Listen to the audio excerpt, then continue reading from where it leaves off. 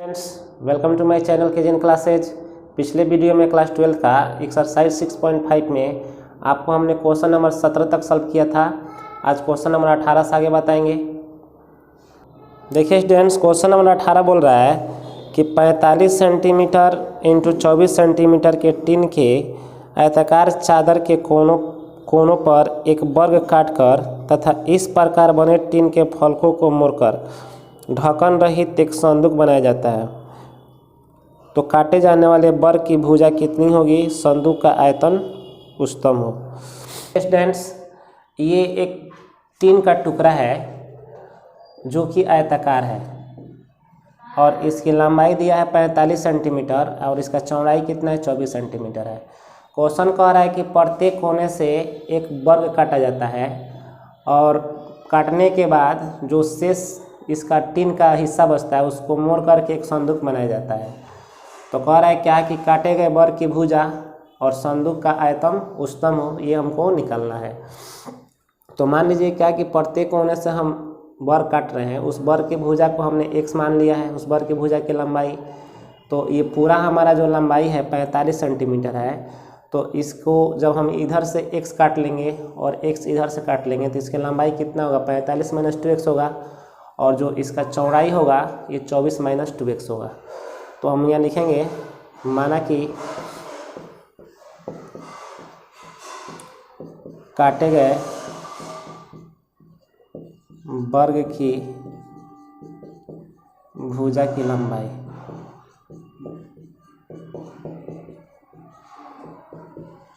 1 centimetre. तब लिखेंगे तथा आयतन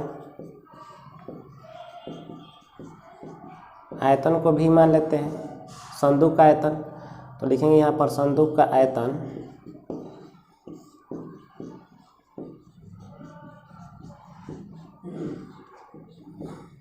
तो संदूक का आयतन देखिए, जो संदूक बनता है वो घनाभ की तरह होता है, तो इसका आयतन कितना होगा, LBH होगा।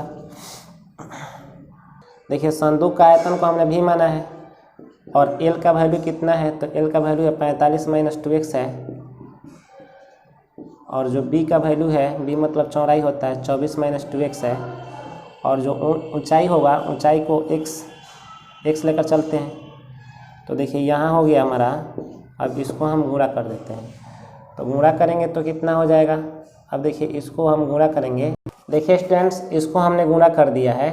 तो गुणा करने के बाद हमको इतना मिला है और फिर इसमें हम क्या किए हैं कि इसको 4x² को ऊपर लिख दिए हैं। इन दोनों को जोड़ देंगे -138x होगा प्लस 1080 और फिर x से गुणा करेंगे तो 4x³ - 138x² प्लस 1080x होगा।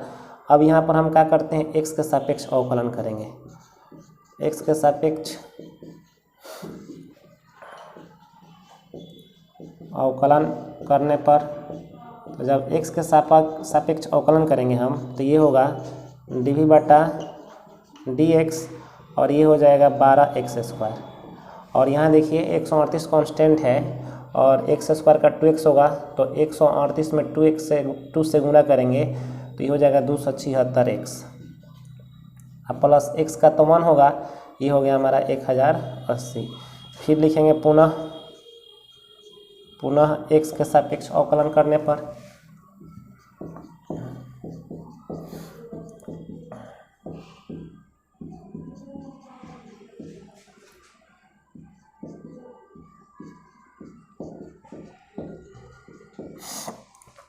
तो देखिए दोबारा जब हम x के सापेक्ष अवकलन करेंगे तो ये होगा d2v/dx² और यहाँ हो गया आपका 12 दूना 24x होगा और फिर यहाँ से तो आपको 276 मिलेगा और 1080 का तो 0 हो गया। तो लिखेंगे यहाँ पर कि चूँकि dv/dx = 0, तो dv/dx का मान हमको इतना मिला हुआ है।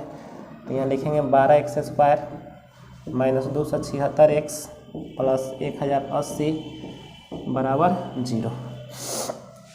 इसमें से 12 हम कॉमन ले लेते हैं तो ये हो गया x² और ये हो गया आपका 12 दूना 24 और 12 3 36 और 12 9 108 या 90 हो जाएगा बराबर 0। अब 12 जाएगा 0 के नीचे तो यहाँ हमको मिलेगा x² 23x प्लस 90 बराबर 0। तो यहाँ से हम फैक्टर तोड़ेंगे, x² - 5x - 18x प्लस 90 बराबर 0। अब यहाँ से x कॉमन लेंगे तो x माइनस 5 और यहाँ से 18 कॉमन लेंगे तो x माइनस 5 बराबर 0 हो गया। तो यहाँ से हो गया x माइनस 5 और x माइनस 18 बराबर 0। अब यहाँ से हम इफ़ ले लेते हैं, x माइनस 5 बराबर 0 तो x बराबर 5 हो गया। फिर लिखेंगे इफ़ x माइनस 18 बराबर 0 तो x बराबर 18। तो देखिए 18 जो होगा वो काटे गए वर्ग की भुजा की लंबाई नहीं होगा, तो इसको हम असंभव मान लेंगे। देखिए स्टूडेंट्स, अब हम जो d2v/dx² निकाले हैं, इसमें हम क्या करते हैं कि x का वैल्यू 5 रखते हैं और देखते हैं क्या कि इसका जो आयतन है उच्चतम मिल रहा है कि नहीं। तो यहाँ लिखेंगे कि d2v/dx² और x बराबर 5 पर निकालना है हमको। तो यहाँ देखिए कितना है, 24 × 5 और माइनस 276। तो ये हो गया 120 माइनस 276। अब इसको माइनस करेंगे तो यहाँ देखिए 6 में से 0 गया 6 होगा, 7 में से 2 गया 5 और 2 में से 1 गया 1। तो ये क्या हो रहा है आपका लेस देन 0 हो रहा है। तो लिखेंगे इसलिए x बराबर 5 पर आयतन उच्चतम होगा।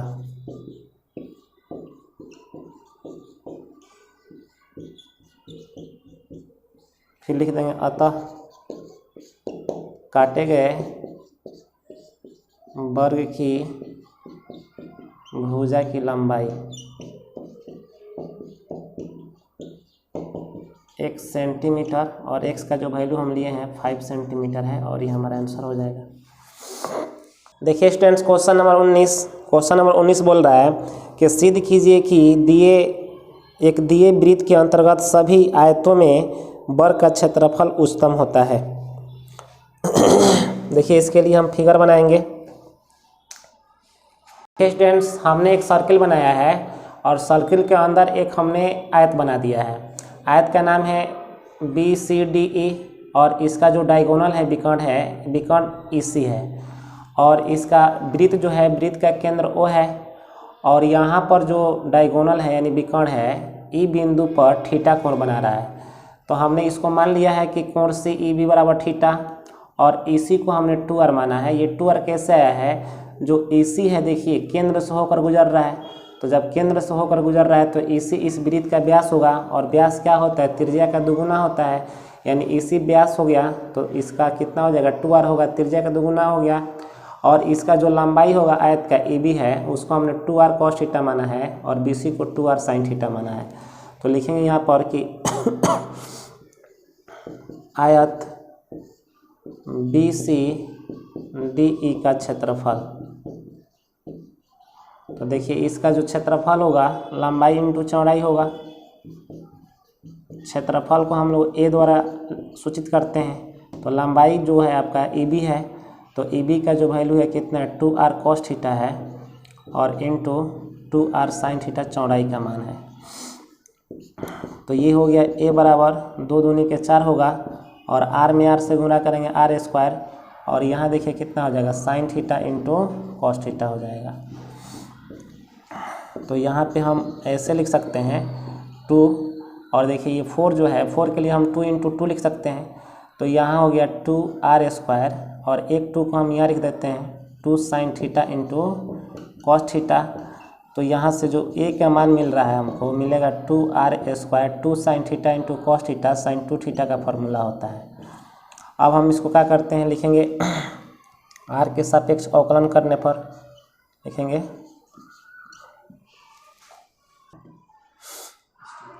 देखिए स्टूडेंट, इसको r के सापेक्ष नहीं हम लोग थीटा का सापेक्ष अवकलन करेंगे। लिखेंगे थीटा का सापेक्ष अवकलन करने पर तो जब थीटा के सापेक्ष अवकलन किया जाएगा तो यहाँ मिलेगा dA/d थीटा और यहाँ 2r² और यहाँ देखिए साइन थीटा का होता है cos थीटा, cos 2 थीटा और 2 थीटा का फिर डिफ्रेंशिएट करेंगे तो 2 मिलेगा, वह 2 आ करके फिर इधर गुणा हो जाएगा। तो ये कितना हो जाएगा आपका 2 2 जो 4 होगा यानी 4r² हो गया। फिर इसको लिखेंगे पुनः थीटा के सापेक्ष अवकलन करने पर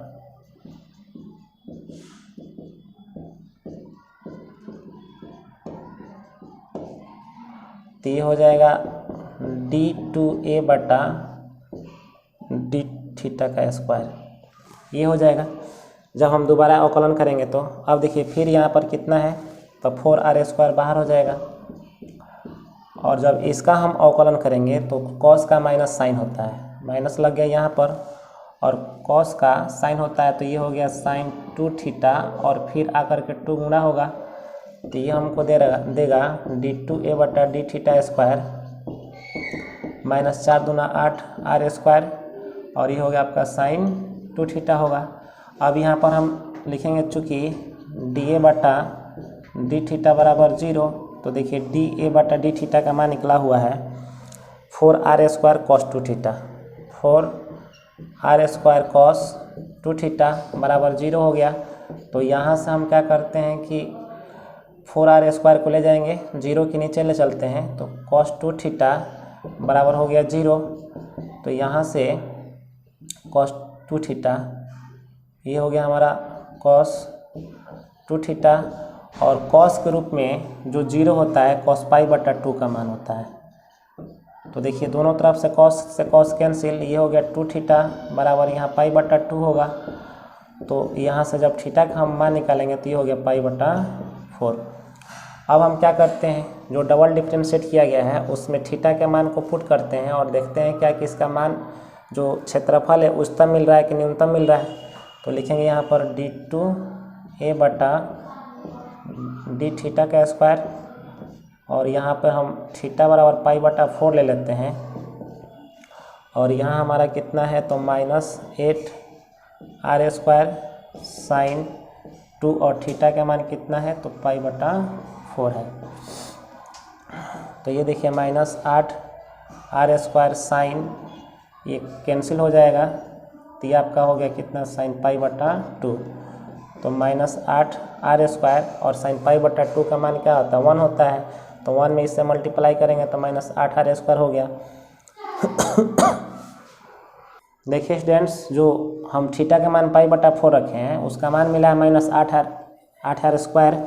तो लिखेंगे यहाँ पर इसलिए थीटा बराबर पाई बटा 4 पर क्षेत्रफल उच्चतम प्राप्त हो रहा है।